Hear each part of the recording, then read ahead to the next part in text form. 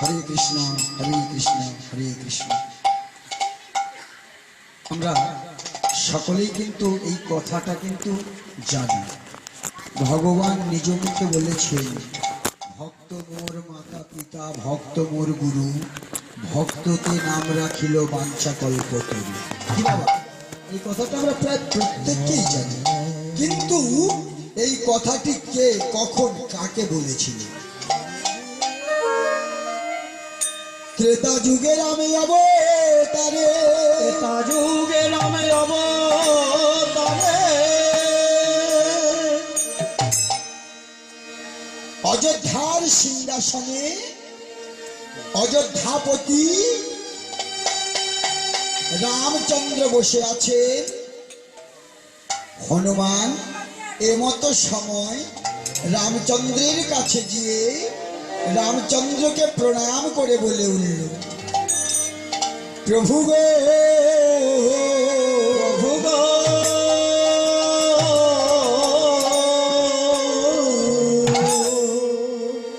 আমার প্রভু আমার গুরু তুমি যদি হও, আমার গুরু যদি তুমি হও, তাহলে বলো বলো তোমার গুরুকে, তাহলে বলো তোমার গুরুকে। পবনপুত্র বীর হনুমান রামচন্দ্রকে জিজ্ঞাসা করছে। রামচন্দ্র আমার বললো, কেন কি হবে? না, বলছিলাম কি কৃপাময়, আমার বহুদিনের বাসনা, আমার যদি গুরু তুমি হও তাহলে তোমারও তো কেউ গুরু আছে।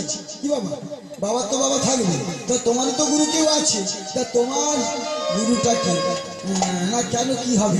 না, বলছিলাম কি তারে আমি আরেবার দেখিব, আরেবার দেখিব, একবার দেখিব, একবার দেখিব, আরেবার দেখিব,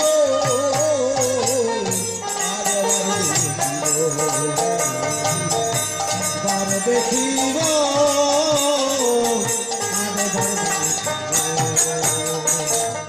তোমার গুরুর চরণ আরেবার দেখিব, তোমার গুরুর রাঙা চরণ একবার দেখিব,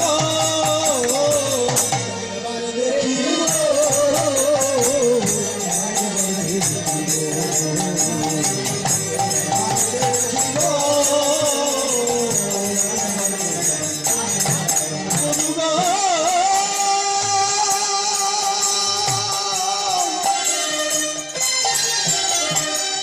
তুমি আমার গুরুদেবে পাদপদ্ম দর্শন করতে চাও? ঠিক আছে, তুমি চলে যাও সরজু নদীর তীরে, সরজ নদীর তীরে, সেখানে একটি গুহা দেখতে পাবে। গুহার মধ্যে একজন আপদ মস্তক ঢাকা দিয়ে শয়ন করে আছে।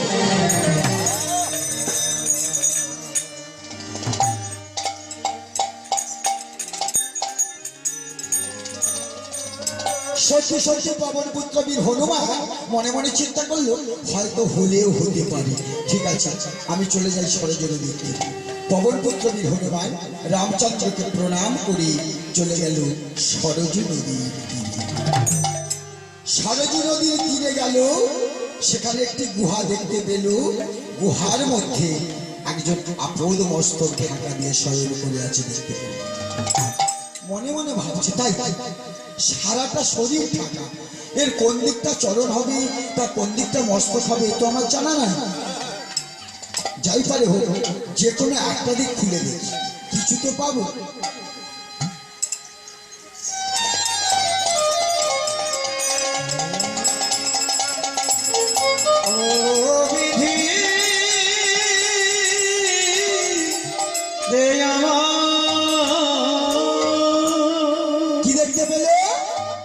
দেখে দুটি বাঁকা বাঁকা চরণ, দেখে দুটি বাঁকা বাঁকা চরণ। আগেবার নিজের চরণটা দেখছে, আগেবার ভেতরে যে ঢাকা দেওয়া আছে চরণটা, সেই চরণটা দেখছে। ভাবছি তাই এই দিকটা যদি চরণ হয়, অপর দিকটা নিশ্চয়ই মস্তক হবে, মাথা হবে, বদন হবে। কি বাবা, তাই না? কি মা, তাই তো? তাহলে অপর দিকটা নিশ্চয়ই মস্তক হবে। অপর দিকটা খুলে দেখি।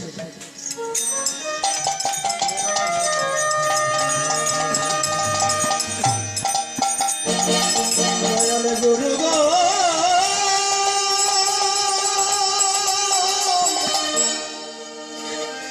ওই দিকটা খুলে কি দেখতে পেল? একই রকম সেই দুটি বাঁকা বাঁকা চরণ। সর্বনাশ, আমার গুরুর কি বদল নাই, মস্তক নাই, শুধুই চরণ। মনটা খারাপ হয়ে গেল, ফিরে চলে এলো অযোধ্যা। অযোধ্যায় এসে যখনই দাঁড়িয়েছি, রামচন্দ্র বলে উঠল, কি হলো হনুমান, তুমি আমার গুরুদেবের চরণ দর্শন করেছো? না, বলছিলাম কি, চরণটা তো দেখলাম, একবার যদি বদনটা দেখতে পেতাম। ও, তুমি তো বলেছো চরণ দেখবো, তাই তোমায় চরণ দেখালাম। কি বলো? তাই তো তোমায় চরণ দেখালাম। তুমি তো বলেছো চরণ দেখবো, কি মা? তুমি তো বলো না বদন দেখবো। চরণ দেখতে চেয়েছো, তাই চরণ দেখিয়েছি। না, বলছিলাম কি, একবার বদনটাও যদি দেখতে পেতাম। ও, বদন দেখতে চাও, ঠিক আছে। আবার তুমি চলে যাও সরজী নদীর তীরে, চলে যাও সরজ নদীর তীরে। আবার চলে গেল পবন পুত্র বীর হনুমান সরজ নদীর তীরে। রামচন্দ্র বলে দিয়েছে সরজ নদীর তীরে যাবে, ওখানে গিয়ে দাঁড়াবে, আমার গুরুদেবের বদন দর্শন করতে পারবে। বেশ কিছুক্ষণ দাঁড়িয়েছি। আধ ঘন্টা গেল, 1 ঘন্টা গেল, 1.5 ঘন্টা গেল, 2 ঘন্টা গেল, 2.5 ঘন্টা গেল, 3 ঘন্টা গেল। হনুমান রেগে গেছে, রেগে গিয়ে প্রধান্বিত হয়ে ফিরে এলো অযোধ্যা। রামচন্দ্র জিজ্ঞাসা করছে, হনুমান, তুমি আমার গুরুদেবের বদন দর্শন করেছো? না, আমি দেখিনি। হনুমান, তুমি আমার গুরুদেবের বদন দর্শন করেছো, তবে তুমি মিথ্যা কথা বলছো। তুমি বিশ্বাস করো কি বাবা, আমি কাউকে দেখি না। হনুমান, তুমি আবার মিথ্যা কথা বলছো। আমি মিথ্যা কথা বলি না, তুমি বিশ্বাস করো কি বাবা, আমি কাউকে দেখি না। হনুমান, তুমি আবার মিথ্যা কথা বলছো, তুমি দেখেছো? হনুমান শেষকালে রেগে গিয়ে বলে উঠল, কৃপাময়, তুমি বিশ্বাস করো, আমি অন্য কাউকে দেখি না। তবে ওই সরজ নদীর জলেতে বারবার আমার পোড়া মুখটা ভেসে উঠেছিল, আমার পোড়া মুখটাই দেখেছি। যেমনি কথা বলা, রামচন্দ্র বলে উঠল, হনুমান, আরে ওটাই হলো আমার গুরু, ওটাই হলো আমার গুরু, ওটাই হলো আমার গুরু, ওটাই হলো আমার গুরু। ওরে ভক্ত বলে ওটাই হলো আমার গুরু। ওটাই হলো আমার গুরু।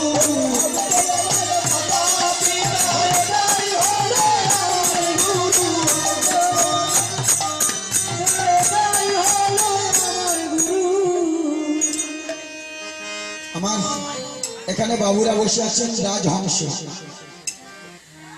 আমার মায়েদের একটা কথা বলছি, বাবুরা না, মায়েদের বলছি। সারা প্রথম একটি কথা বলেনি, আমি যে যে কথাগুলো বলছি, কথাগুলো বোঝা যাচ্ছে তোমার?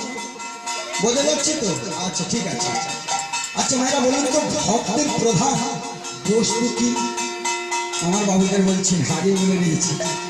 আমার বাবুরা রাজহংস হয়ে বসে আছে। আমার মায়েদের বলছি, ভক্তের প্রধান বস্তু কি? ভক্তের প্রধান বস্তু হলো ভক্তি। আজকে আপনাদের মনে ভক্তি বিশ্বাস হয়েছে বলে, তবে কিন্তু আজকে আপনারা সকলে এই মাননীয় শ্রদ্ধেয় পরম পূজ্যপা অনঙ্গ বাবুর এই কীর্তন বাসর যজ্ঞে উপস্থিত হয়েছে। কি বাবা, তাই না? যদি না আপনাদের মনে ভক্তি বিশ্বাস হতো আপনারা আসতেন না। তা মঙ্গলময় শ্রী হরির কাছে কামনা করি আপনারা কৃপা করে এই মাননীয় অনঙ্গ বাবুর বাড়িতে যে দয়া করে এসেছে, সকলে চরণ ধুলে দিয়েছে, সকলে বাবুও বলে গেছেন, আমিও বলে যাচ্ছি, সকলে মিলে আশীর্বাদ করুন যেন ওনার সপরিবার বর্গ এইভাবে কীর্তনযোগ্য দিতে পারে। আর আজকে আপনাদের চরণতলে এই অহম সীতারাম চক্রবর্তী এসেছে একমাত্র আপনাদের সামনে। এই একটু আগে যে দাদা জগদীশ বাবু কীর্তন করে গেলেন, ওই জগদীশদা আপনাদের যুগল শ্রীচরণতলে এই অধমকে এনেছে, ওনার জন্য আজকে আপনাদের চরণতলে হাজির হয়েছি। সকলে আপনারা কৃপা করবে। আমি সারে বলি অসারে বলি, অসারে বস্তু পরিত্যাগ করি, সারে বস্তুটুকু গ্রহণ করবে। সকলে যুগল চরণে আশ্রয় দেবে। আমি যেন কৃষ্ণ কথা, হরি কথা, ভাগবত কথা বলতে পারি। কেন জানেন? জন্মালে মৃত্যু অবসম্ভবে, পৃথিবীতে এমন কেউ নেই আছে অমর হয়ে রবে। সকলকেই একদিন পৃথিবী ছেড়ে চলে যেতে হবে। দুদিন আগে দুদিন পরে আমরা সঙ্গে কিছু আনি না, সঙ্গে কিছু নিয়ে যাব না। এমনকি যাদের জন্য সারাটা জীবন টাকা পয়সা গাড়ি বাড়ি বিষয় সম্পদ সঞ্চয় করে রাখলাম, তারাও সঙ্গে যাবে না।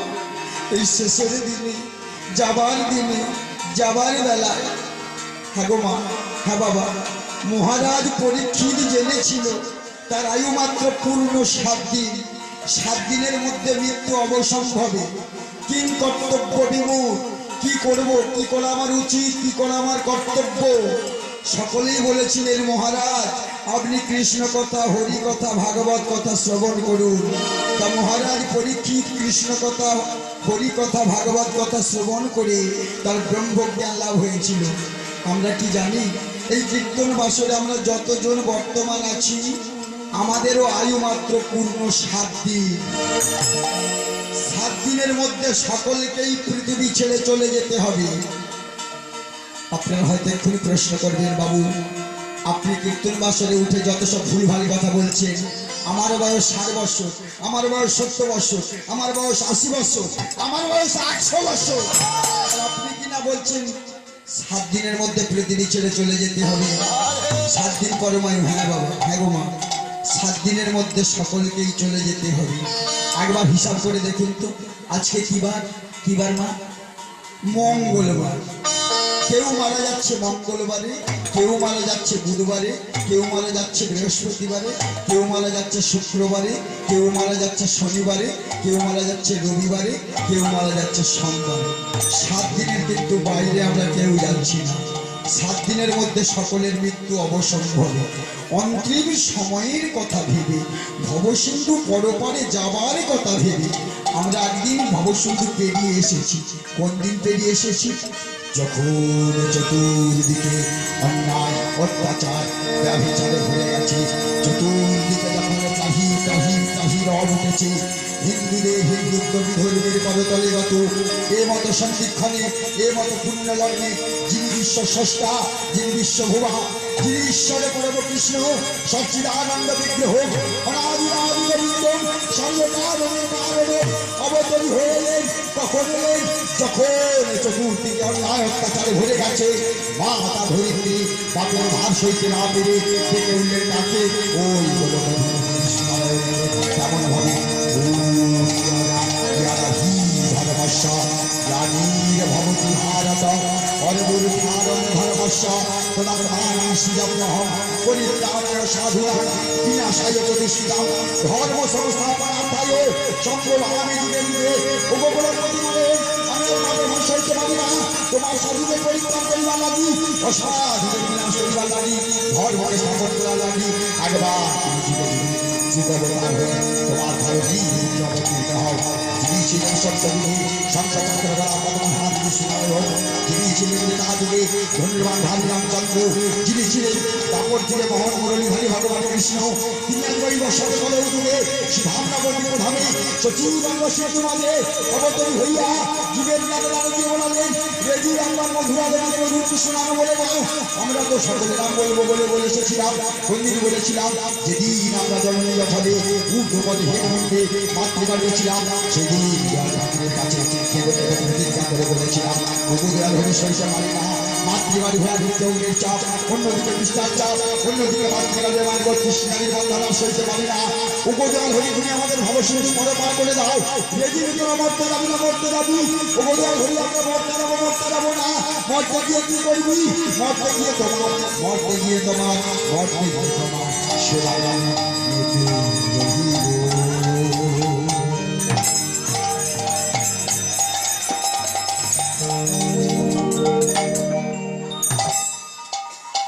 কি বলো?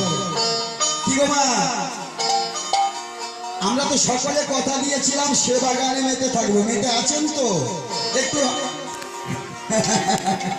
আমার আগেই মা ঘাড় মেরে জানিয়ে দিয়েছি মেতে নেই। কি মা মেতে নেই সে বাগানে? হ্যাঁ ওখানে মায়েরা ঘাড় নাড়ছেন। হ্যাঁ আছি। হ্যাঁ গো মা মেতে আমরা আছি, তবে সে বাগানে নেই, মায়ার বাগানে কিন্তু মেতে আছে। আমার টাকা, আমার গাড়ি, আমার বাড়ি, আমার বিষয়, আমার বন্ধু, আমার স্ত্রী, আমার আমার আমার করে সারাটা জীবন কাটিয়ে দিলাম। এমনকি 8 জায়গার জন্য দুটি ভাইয়েতে ছুরি কাটান, আপোষে মীমাংসা করে নিলে হয় না, আদাব করে হবে না। এটা কলিযুগ। কবি তুলসীদাস কলম দিলেন हम जाएगा कि तुम जाएगा, जाएगा बिना कुछ नहीं जाएगा, जाएगा अपना जाएगा रह जाएगा। বলে জায়গা জায়গা করে তোমরা সকলে চলে যাবে, জায়গা জায়গা করে তোমরা সকলে চলে যাবে। এই যে জায়গাটায় আজকে মাননীয় ধামাচক নিবাসী অনঙ্গ বাবু যে কীর্তন দিচ্ছে, বাবু অপরাধ নেবেন না, মনে কিছু করবেন না। আপনি যখন এই পৃথিবীতে থাকবেন না, এই জায়গাটা সঙ্গে যাবে, বাবার সঙ্গে বাবা যাবে, জায়গা কিন্তু ঠিক জায়গাতেই পড়ে থাকবে। অন্তিম সময়ের কথা ভেবে, ভবসিন্ধু পরে পরে যাবার কথা ভেবে, বর্তমানে নতুন যা রোগ উঠেছে, আপনারা কেউ বুকে হাত দিয়ে বলতে পারবেন যে সামনের বছর আবার এই জায়গায় বসে কীর্তন শুনবো? বর্তমানে নতুন যা রোগ উঠেছে, যার নাম স্ট্রোক, দুম করে স্ট্রোক হয়ে যাওয়া আর ফট করে মরে যাওয়া সংসার। তা অন্তিম সময়ের কথা ভেবে, ভবসিন্ধু পরপারে যাবার কথা ভেবে যে দয়াল হরি নাম এনেছে, সেই নাম সকলকেই বলতে হবে। তা আমাদের সঙ্গে কিন্তু যাবে, যাবে না বলা ভুল হবে, যাবে, একজন যাবে। কে যাবে? কে যাবে গো? মা বলে দিচ্ছে। হ্যাঁ কে যাবে? আমাদের এই হরিনাম, আমার এই হরিনাম সাথে চলে যাবে গো। আমরা হেলে দুলে যাবো শ্মশানে,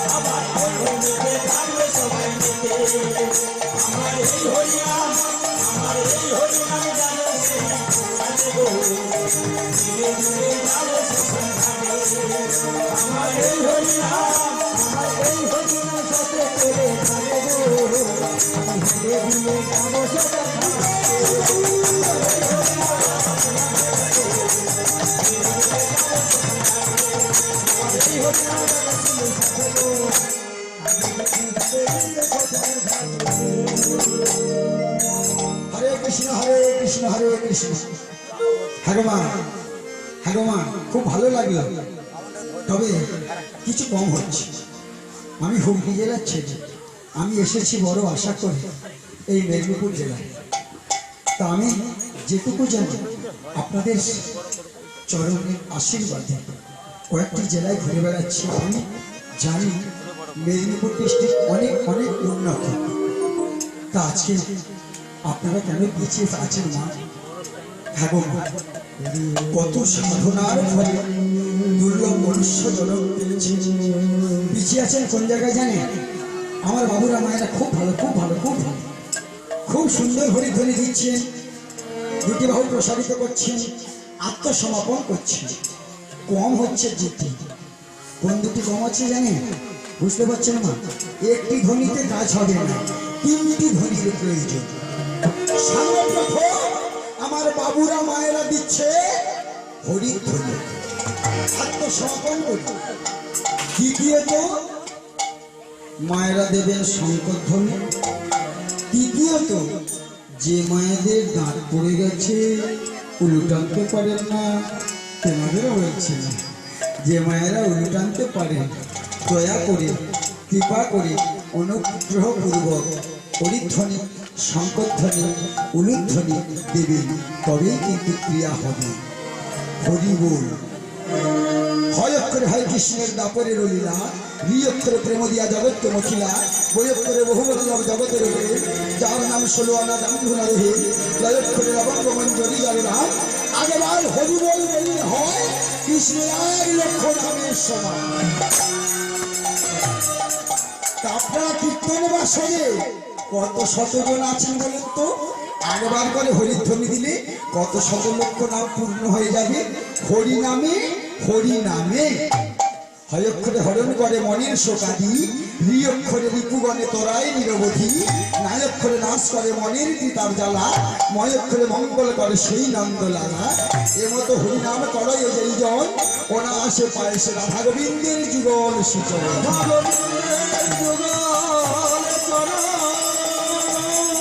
যখনই হরিধ্বনি হবে, দয়া করে কৃপা করে আমার জন্য নয়, আমার কথা ভেবে নয়, রামকৃষ্ণ কথামৃতে রামকৃষ্ণদেব একটি জায়গায় কলম দিলেন, পাকে থাকো পেকাল মাছ হয়ে, গায়ে কিন্তু পাকটি মেখো না। থাকো মা, পেকাল মাছ দেখেছেন তো? আমার পেকাল মাছ দেখেছেন? পেকাল মাছ সে কিন্তু পাকে থাকে, গাটা দেখবেন চকচক চকচক চকচক করছে। সংসারে থাকো সংসারী হয়ে, সংশোধনা। আমরা যতক্ষণের জন্য এই কীর্তন বাসরে, কীর্তন চলাকালীন যজ্ঞে থাকবো, ততক্ষণ কিন্তু আমরা আন কথা কান কথা কেউ বলবো না। আমরা হরি নামের প্রেমে মাতোহারা হয়ে থাকবো। আপনারা সকলেই কিন্তু আজকে একটু বাজারে এসেছেন। কোন বাজারে এসেছেন জানেন?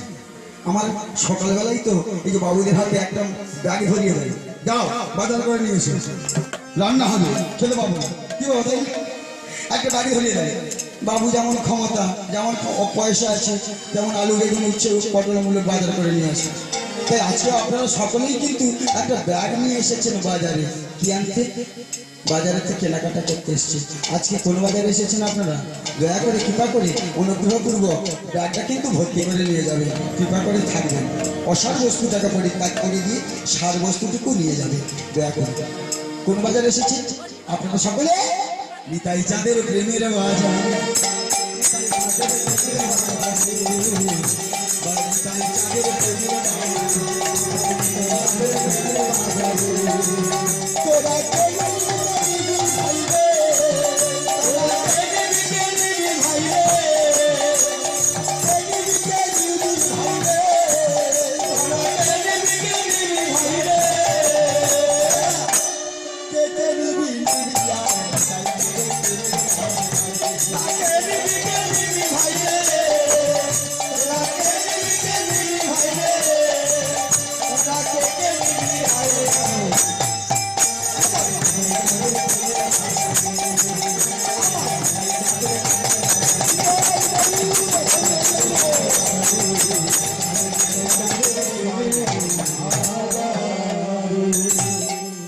সত্যের সংকর্ষণ ক্রেতা রাম দাপরের মদন মোহন, ওই বর্ষত কলিযুগে শ্রীধাম নবদ্বীপ ধামে অবতরী হয়ে এসেছেন আমাদের দশা মলিন হয়ে। সকলেই আমরা শঙ্করধ্বনি, উলুধ্বনি, হরিধ্বনি সহযোগে তাকে বরণ করে নেব। আসুন সকলে মিলে মায়েরা শঙ্খ বাজা, মায়েরা উলুধ্বনি দা, এসেছে পরে মোরা তারে বরণ করে না।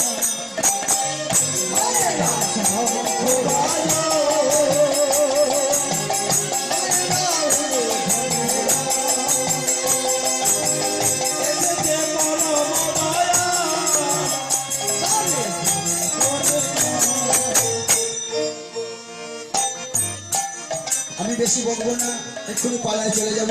আমি এক্ষুনি এসে যাচ্ছি লীলাপালা। রাধে রাধে, হরে কৃষ্ণ। সকলের কাছে একটি প্রার্থনা, আপনারা সকলে কিন্তু, যদিও আমার শ্রদ্ধেয় দাদা জগদীশবাবু বলে গেছেন, তবুও আমি একটুখানি বলে যাই। গুরু ছাড়া গোবিন্দ হয় দেশে পাবে নরকে মাঝি। গুরু ছাড়া কোনোদিন কোনো কালে কোনো সময় কোনো মুহূর্তে গোবিন্দকে লাভ করা যায় না। আপনারা সকলে সদ্গুরু চরণে আশ্রয় করেই নাম ভজনা করবেন। আর এই যে আমার সামনে বসে আছেন বৃন্দা দেবী বসিয়ে রেখেছেন। আমাদের হিন্দু সনাতন ধর্মের প্রত্যেকটি বাড়িতেই বৃন্দা দেবী তুলসী গাছ বর্তমান আছে। বিশেষ করে আমার মেদিনীপুর জেলা অনেক উন্নত, অনেক উন্নত, অনেক উন্নত। সকলে মিলে স্নান করে এসে এক ঘটি বাড়ি নিয়ে এসে গুরুচরণ আশ্রয় করে তুলসী গাছের গোড়ায় জল দেবেন। খুব ভালো লাগবে, খুব ভালো লাগবে, খুব ভালো হবে। সংসারটা সুখে ভরে যাবে। বিশেষ কিছু বলবো না, আমি একবার পাড়ায় চলে আসছি। আজকের আমার বিষয়বস্তু, আজকের আমার লীলা বা পালা, আমাদের এই খামার চক নিবাসী শ্রদ্ধেয় আমার পরম পূজনীয়, আমার পিতৃতুল্য, আমার বাবু অনঙ্গ বাবুর বাড়িতে আজকে যে কীর্তন যজ্ঞ চলছে, অনঙ্গ বাবুর বাড়ির কীর্তন যজ্ঞে আজকের আমার লীলা বা পালা ভগবান শ্রীকৃষ্ণের হাতে অর্ধেক নারী। আজকের আমার বিষয়বস্তু লীলা বা পালা ভগবান কৃষ্ণের হাতে অর্ধেক নারী। গৌরাঙ্গ সুন্দর প্রেমে চর লোটায়ে হরণী তলে।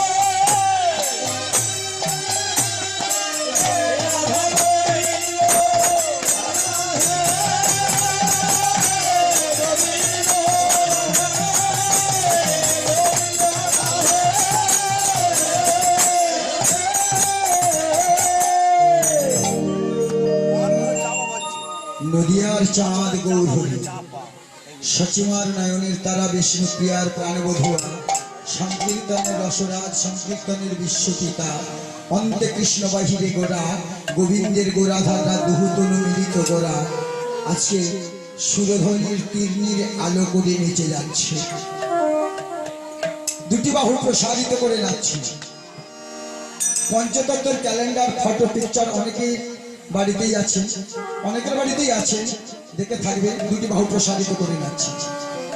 নিত্যানন্দ মহাপ্রভু তিনিও দুটি বাহু প্রসারিত করে নাচছে, শিবাস ঠাকুর তিনিও দুটি বাহু প্রসারিত করে নাচছে, অদ্বৈত আচার্য মনে গরম জাগিয়ে নাচছে, আর গদাধর নিজের বদনটিকে আড়াল করে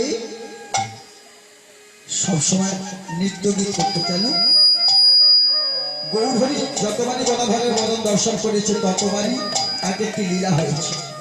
তা সুরধ্বনির তীর্ণির আলো করে গোড়াচাঁদ আমার পারিষদগণ সঙ্গে নিয়ে নেচে যাচ্ছে, সকল ভক্তদের সঙ্গে নিয়েছে। গৌরাঙ্গ মহাপ্রভু, নিত্যানন্দ, শিবাস, গদাধর, অদ্বৈত, মুরারি, মুকুন্দ, পণ্ডিত বঙ্কেশ্বর, গোবিন্দ ঘোষ, বাসুদত্ত সকলকে সঙ্গে নিয়ে কীর্তন করতে করতে সকলে চলে যাচ্ছে, কীর্তন করতে করতে চলে যাচ্ছে। বলে ভজ গোবিন্দ, কহ গোবিন্দ, কহ গোবিন্দ,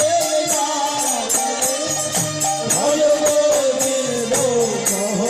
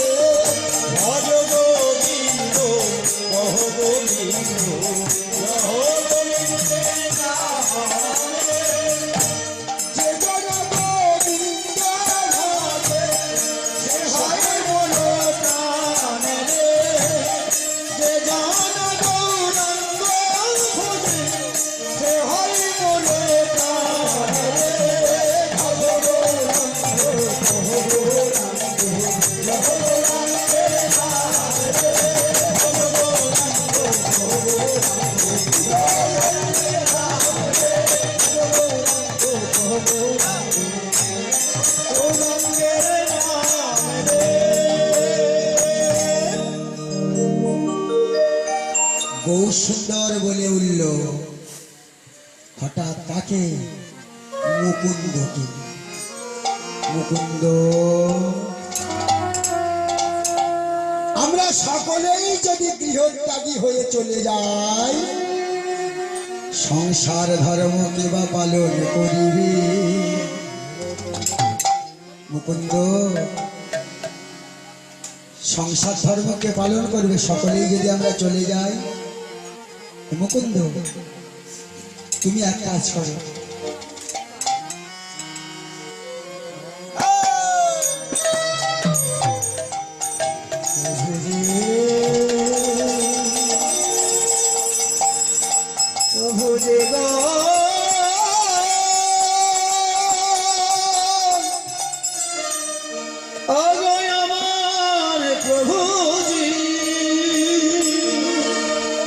মুকুন্দ তুমি ফিরে যাও, তুমি ফিরে গিয়ে তুমি সংসার ধর্ম পালন করো, সংসার ধর্ম পালন করো, তুমি ফিরে গিয়ে সংসার ধর্ম পালন করো, আর তুমি কবিরাজি চিকিৎসা করো। মুকুন্দ মহাপ্রভুর চরণ যুগল জড়িয়ে ধরে বলে উঠলেন, ওগো কৃপাময়, ওগো দয়াময়, ওগো করুণাময়, ওগো মঙ্গলময়, তুমি আমায় তোমার চরণ ছেড়ে চলে যেতে বলছো, বেশ আমি যাব, তবে বলো না প্রভু, কতদিনে আবার তোমার কৃপা করুণা লাভ করতে পারব? বলো না, বলো না প্রভু।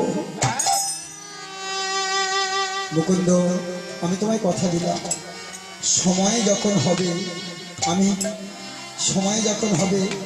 তোমায় দেখা দেব, আমি আসছি, কথা দেব, দিলাম। তোমায় দেখা দেব, তোমায় আমি দেখা দেব, তুমি ফিরে যাও। মুকুন্দ ফিরে আসলো, ফিরে এসে শিখণ্ডীতে সর্বপ্রথম লতা পাতা দিয়ে একটি কুটির নির্মাণ করলো। লতা পাতা দিয়ে কুটির নির্মাণ করে একটা তুলসী বৃক্ষ রোপণ করলো। আর একটি রাধা মাধবের বিগ্রহ প্রতিষ্ঠা করলো। প্রত্যেকটা দিন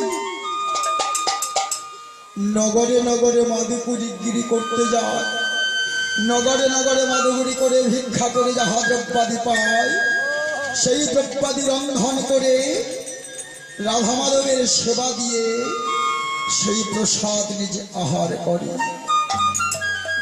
আর নিত্য নিত্য হরির তলায়, তুলসী তলায় মা বৃন্দা দেবীর নিচে বসে বসে করজোড়ে কেঁদে কেঁদে জানাও, উপকৃত হও মাগো, করুণাময়, তুমি কতদিনে কৃপা করবে। তারপরে সেই গ্রামেরই একটি পরম বৈষ্ণবী কন্যা, নাম তার মাধবী। ওই মাধবীর সহিত শুভ পরিণয় হল, বিবাহ হল। বিবাহ করল বটে,